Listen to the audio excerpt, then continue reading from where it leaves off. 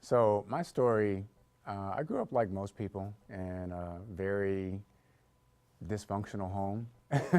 We put the fun in dysfunction. Most homes are not perfect, and so I had an aspiration to create an environment that was going to be healthy and positive and nurturing. And I think everyone has the opportunity to take from their challenges in life and make a decision. Are you going to be overcome by those challenges? Are you going to overcome as a result of those challenges? And I just made a decision to overcome and become a better person.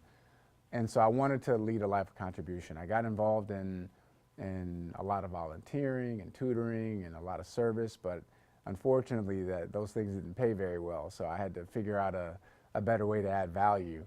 And then I got involved in the arts. I was a professional actor for many years, had the opportunity to do film and television and Broadway and off-Broadway and travel around the world doing what I love and working with people that I actually grew up watching on the big screen when I was a kid. So that was a great honor and privilege. But I was looking for something more because as an actor, it was all about me and my next job and my next gig and me, my, I just got kind of bored with that. So fortunately, I came under the mentorship of one of the greatest speakers on the planet, and he gave me guidance and direction and really challenged me to use my voice in a more empowering way. And I'm glad I listened, and I'm glad I was coachable.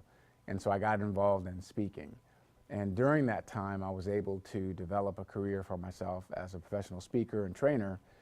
And there was one thing that really changed the game for me, and that was I remember doing a particular engagement for a big pharmaceutical company, and I went in on a Wednesday. I was contracted for one day, and I did what I was called there to do, and I went home that Wednesday night, and I remember getting a phone call Thursday night at about 11:59 p.m. from the regional vice president of this huge pharmaceutical company. And he said to me, "Can you be on a plane Friday morning at 9 a.m.?" And I said, "Sure, what do you need?" He said, "Well, we contracted another speaker to come in after you on that Thursday and Friday. And after Thursday, all of the leadership team decided to pay the speaker for Friday and ask that speaker not to come because they didn't feel like they were even close to what you did on Wednesday."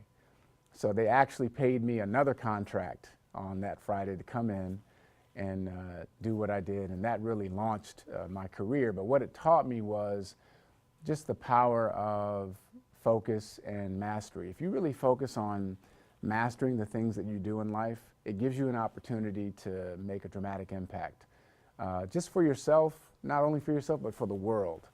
And my story is this: I love what I do. I have the opportunity to travel around the world and impact people's lives and show them that there is definitely a better way to get to the end. There's a better way to set yourself up financially, but not just financially, in terms of your leadership skills, your communication skills, being a better family member, husband, wife, servant in your church, whatever things are important to you. The work that I do centers around all of that. But I'm going to challenge you to get uncomfortable. I'm going to challenge you to step outside of your comfort zone, to be willing to do some things that maybe you've never done before, to create a new version of yourself, a larger, more improved, more impactful version of yourself. So all I'm going to ask of you are just a few simple rules. Number one, I'm going to need you to embrace being uncomfortable. Number two, I'm going to need you to make a commitment to be coachable and follow the direction. See, if Michael Jordan wants to teach you how to play basketball, I would encourage you to listen to Michael and not your mama, okay? A lot of people get it twisted. They start listening to the wrong people. Just because someone loves you doesn't mean they know what's best for you when it comes to improving the quality of your life and your finances. And then finally, number three, I'm going to require that you be willing to overcome your fears. Because if you allow fear to dictate your life, you will get this much, zero, out of life. But if you make a commitment to overcome your fears, embrace your uncomfortable growth zone, and be coachable and put the work in, then there's absolutely no limit to what we can do with you. And I want to talk about a plan for your life over the next 2 to 5 years that will dramatically improve the quality of your life, your finances, and everything in between. So stay tuned, stay plugged in. Look forward to working with you.